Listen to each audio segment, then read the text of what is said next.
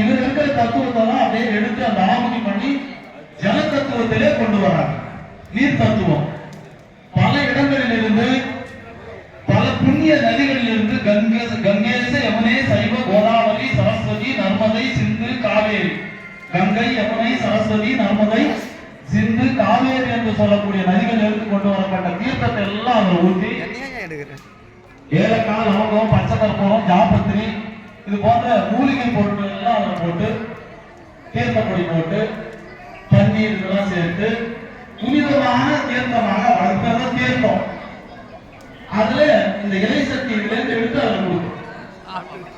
அந்த ஜல தத்துவமாக இருக்கக்கூடிய இறை